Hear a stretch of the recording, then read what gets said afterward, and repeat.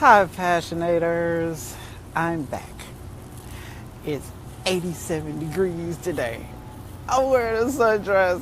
I could not be happier right now. Life is so good. So, come on, join this party with me. Let's talk about this multilingual love issue. I got this idea from, oh great, I'm loving the thumbs up. Send me some thumbs and hearts and all that good stuff. I brought you back to another pretty place. As you can see, the wind is in full effect, but I'm determined to make it do what it do. So if you're willing to work with me, I'll work with this. Anyway, let's talk. So I got an inbox from one of my favorite passionators that had a great question. Oh, and comment if you're having trouble hearing me. It is a little windy, so let me know if my gear is getting the job done. But anyway, she started it out with what I thought was a very interesting question. Can a relationship that started out with incorrect expectations be a successful relationship? All I know is most of us better hope so. Because if it can't, then there's really not much hope for too many of us. Because the fact is that most of us go into relationships with unreasonable expectations. It's not entirely our fault. It's sort of what we've been conditioned and programmed to expect. But the program is faulty. So we typically expect a lot of things from each other that aren't feasible, aren't doable, and in many cases aren't even possible. But that doesn't stop us from expecting them. In this particular case, though, thank you, Marsha. I appreciate that. Because on this side, I can't tell. So thank you for letting me know. So in this particular case, I'm very encouraged because the differences can easily be worked out. They are pretty much related to household maintenance sorts of things. She is a married woman, and she's married to a man who has a different set of priorities about maintaining the house than she has. She prefers that this be done this way, this time, first, before everything else gets done. And he prefers that another set of things around the house get done first, before everything else gets done. So far, this doesn't seem to be a big problem, because the good news is they're both working together to maintain the house. They're both negotiating. They're both coming to the table with, this is what I would like. What do you think? This is what I would like. What do you think? Hi, Cordell. And I am encouraged by that for that reason, because they're still working together. They're still talking about it. They still care enough to say something. That's huge. Huge. They're not yelling, they're not screaming, they're not being disrespectful. They have different points of view, and they can still talk about it. Huge. Here's the part where I got a little bit concerned. She goes on to say that we have talked, we've discussed it, we've negotiated it, made plans, and there have been promises unfulfilled. So, what do I do? Do I talk about it more? Do I just let it go? Do I overlook it? Do I pretend like it doesn't bother me? Do I just chalk it up to the 80-20 rule and be grateful for everything else? See, hi Cordell, I am still in Chicago getting blown around, but I'm outside of one of my favorite movie theaters in one of my favorite parks. I'll take you on a tour in a minute. But back to the question, I was concerned about that because of the phrase, promises unfulfilled. This is where negotiations with couples and in business and in other ways typically break down. It is vitally important that if you promise something, that you do it. Do not get into the habit of volunteering to promise things just to stop a negotiation, just to stop a conversation, just to stop a confrontation. Don't say what you think is expected to say. Don't promise what you think they want to hear if you're not going to do it. I know it sounds really basic, but this is a concept that people blow all the time because they're so careless with what they say. And in an intimate partnership, you don't have the luxury of being careless with your word. You just don't. Not if you want to maintain the trust required for intimacy. If you want this person who is sleeping next to you every night to be excited about that, then they have to trust you. They have to trust you in every way possible. And the biggest way, the best way, the most consistent way that you can do that is by what you say, because your partner doesn't know what's going on with you until you say something about it. They just don't. They don't know what you're thinking. They don't know what you're feeling. They don't know what you mean. And a lot of what you say is wrapped up in how you say it.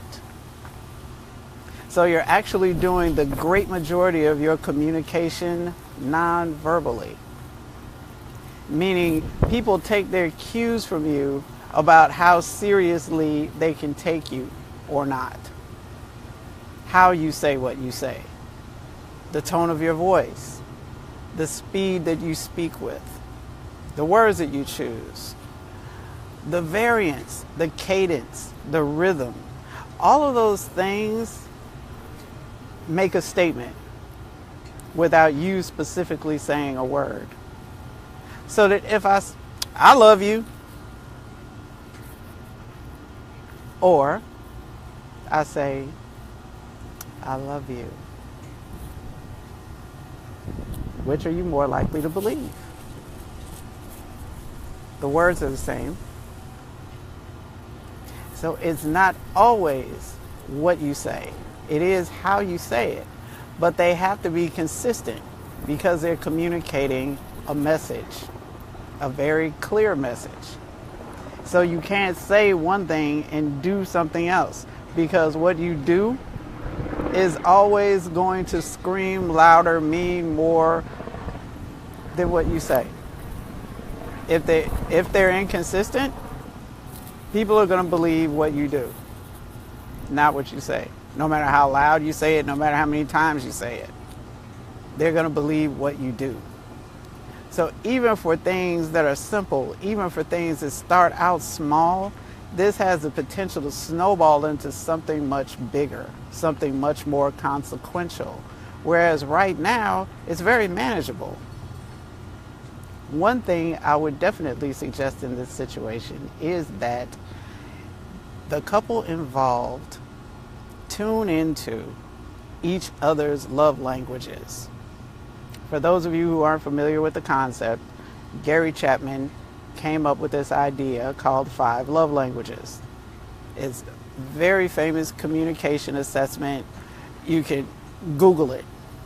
5 love languages, take it yourself. I definitely advise it. It's very informative, and it can teach you things about yourself and your mate that you might not even be aware of.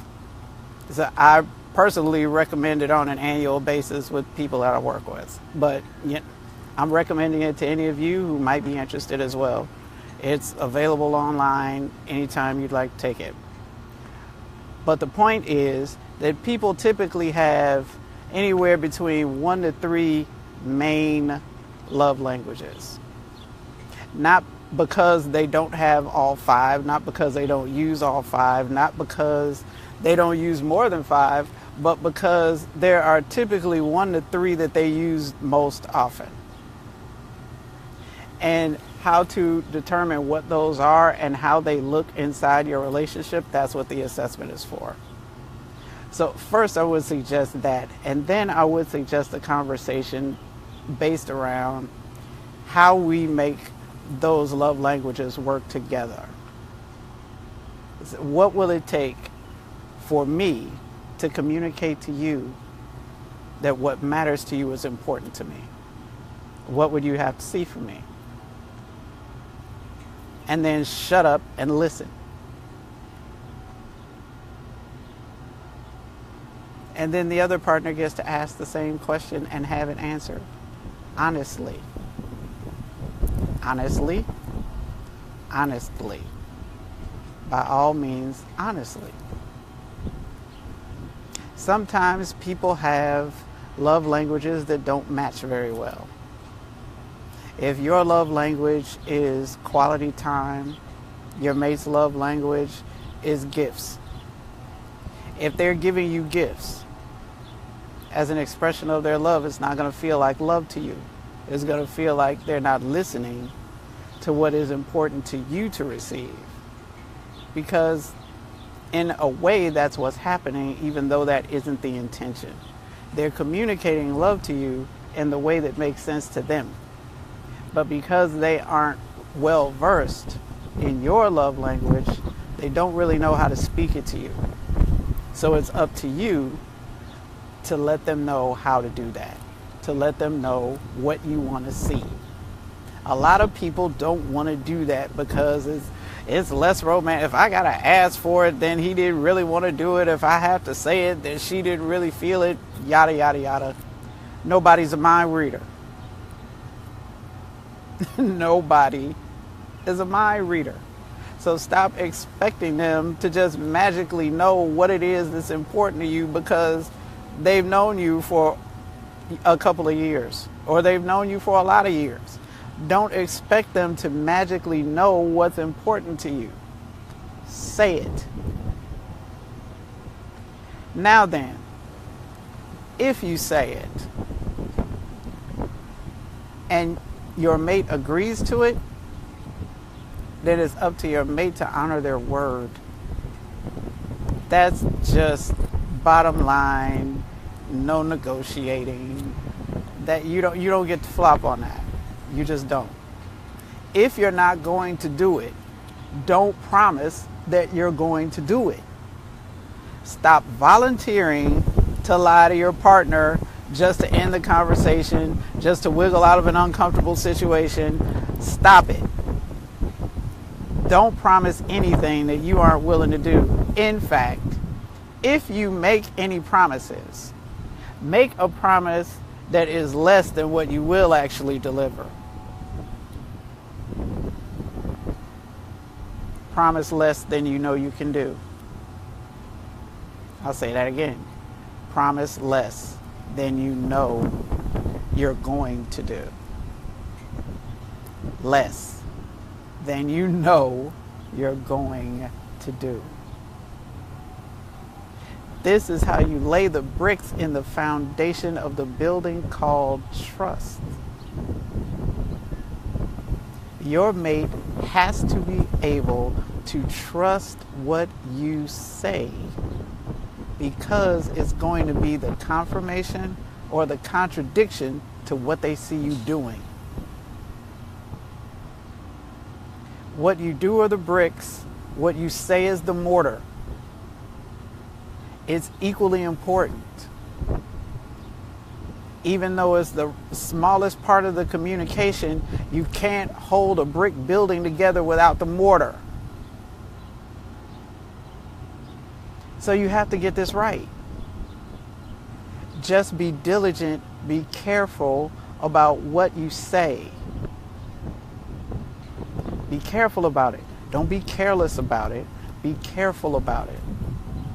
Because the one argument that you don't get to have later on is, I say stuff all the time. Well, I didn't really mean it. Yeah, you did. You did mean it. Once you say it, you meant it.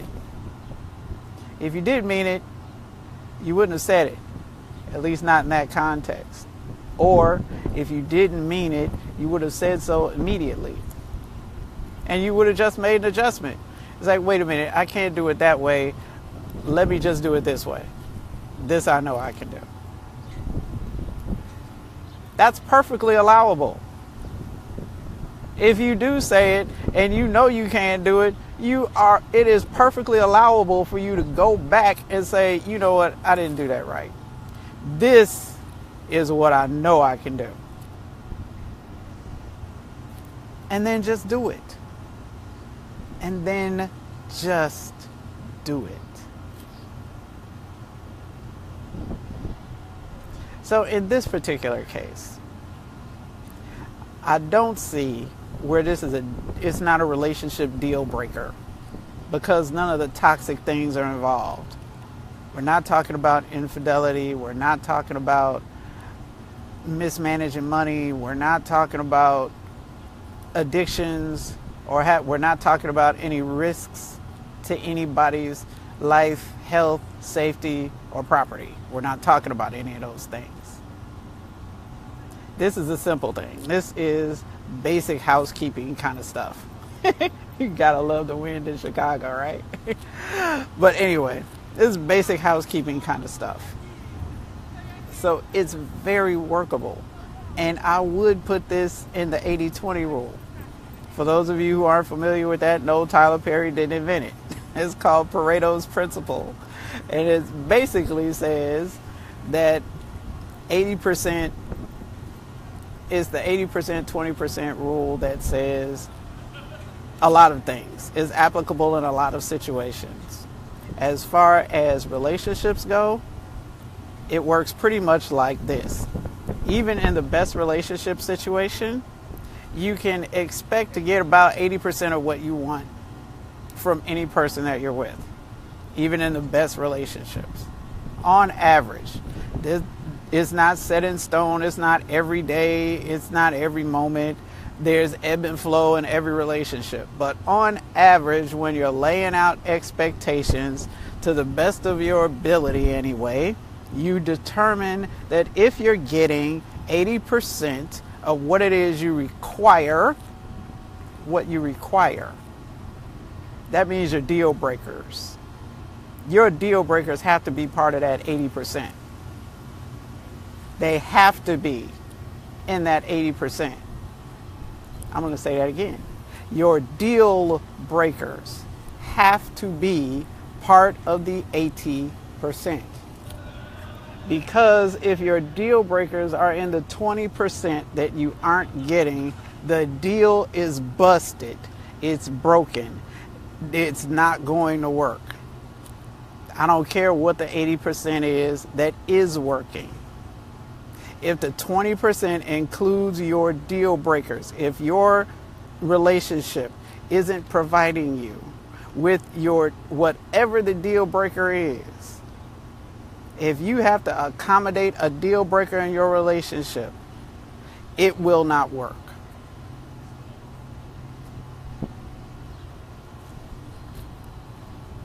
You might look good at parties, you'll look great on social media, you'll do nice things in the community, all of that good stuff.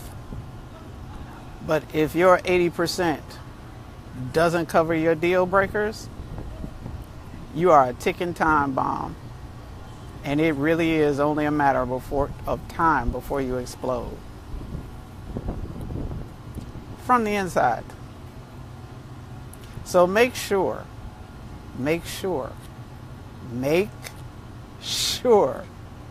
one, that you know what your deal breakers are. You know what they are. You know what they are even before you got into the relationship. You have to know what they are. You can't renegotiate a deal breaker in midstream. That is an unrealistic expectation.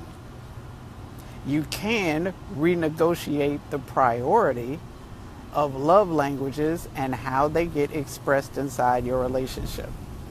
That you can renegotiate, as long as none of the toxicities are involved. As long as we're not talking about infidelity, we're not talking about mismanaging the money, we're not talking about illegal activity, we're not talking about addictions, we're not talking about anything that risks anybody's life, health, safety, or well-being or property. We're not talking about any of those things. Because once you start talking about those things, you got a whole nother set of rules. It's a different situation, and niceties go out the window.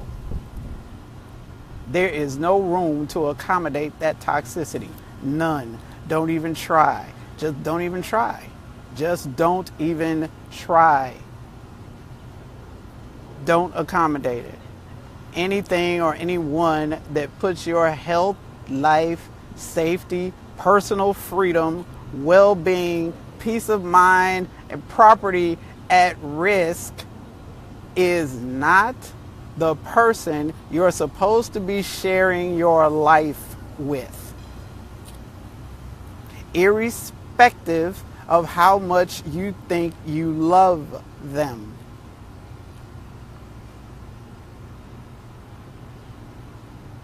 It's not going to work. It's really not going to work. That's the kind of stuff reality TV is made of. Because real relationships don't function that way. They can't. It doesn't happen. So don't make room for that. Don't even try to make room for that. Don't even pretend like you're going to try to make room for that. If you have a deal breaker, stick to the deal breaker, whatever the deal breaker is. But make sure your deal breaker is actually substantive. It can't be something like he's got to be 6'4" and he shows up 6'3.5". It can't be something like, well, she had long hair and she cut her hair. That's my side eye. I'm giving you the serious side eye. Your deal breakers have to matter. Your deal breakers have to have an impact on the actual relationship. That's what deal breakers are. But if they're not in the 80% that you are getting, you are not in a relationship, you are in an entanglement. And it will eventually choke you. So, for my favorite passionator who sent this to me, I would say to her, she is in a great position. She is basically in a very happy marriage, and this is very, very negotiable. It's just going to take a couple more conversations to work out what it needs to look like for both of them in order for them to be comfortable in their own relationship. But they've been together for a while now, and they've worked out most of that. At least most of the big ones have already been worked out anyway. And this was a fairly small one. So this can be worked out. Now then, on to another truth that needs to be told. Grown people especially have this habit. I don't know why this is. I'm just seeing more of it. Maybe that's what it is. Maybe it's not happening more often. Maybe I'm just seeing it more. But I see people walking into relationships to be ignored. Not understanding that. Like, not at all. If you're one of those people for whom quality time or physical touch, those are two of the love languages, by the way, quality time and physical touch. If those are actually important to you, and you get into a relationship with someone who is unavailable most of the time, you do not then get to complain about the fact that they aren't available. You knew that going in. You don't get to fuss and whine and complain about, I never see them. We don't talk. Well, really? Did you think that was magically going to change because you got into a relationship with them? Here's the deal. People don't change when they get into relationships. I'm going to say that again. People do not change when they get into relationships. They stay exactly who they were before they knew you. Exactly who they were. Exactly who they were. Did I say exactly who they were? Yeah, that's what I meant. They stay exactly who they were before they met you. Inside the relationship. Period. You'll just see more of it in the relationship. Whoever they really are is what's going to show up in the relationship, only it's going to be more intense because you're in a relationship, particularly if you're living together. The more time that you're supposed to be together, the more intensely you'll feel it when they're not with you. That's just the fact. So unless you can figure out a way to deal with the time that they're not with you, or you can figure out some kind of a way to keep the contact meaningful to you. Fortunately, technology is on your side there. Yeah, if they're willing, technology is on your side. I mean, it's not, of course, as good as having their physical presence with you. I understand that. But, you know, a lot of women are with men who have jobs that take them away a lot, and vice versa. You know, there are a lot of men with women who travel a lot. You know, military families have deployments. People are married to interstate truck drivers, traveling corporate executive types, you know, people who travel for sales positions, all kinds of stuff that take people away on a pretty regular basis and sometimes for extended periods of time. You know that going in. That's not something that typically hops up after you get into a relationship. You know that going in. So if you expect that once you get in, that it's a butterfly. Oh, sorry. I'm so easily distracted.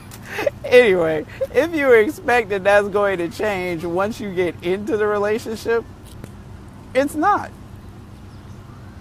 Not just because it's his job, but because it's just who he is. Not because it's her job, but because it's who she is. You don't get to complain about who they stay once you change the relationship status. That doesn't change the person, it just changes your relationship status.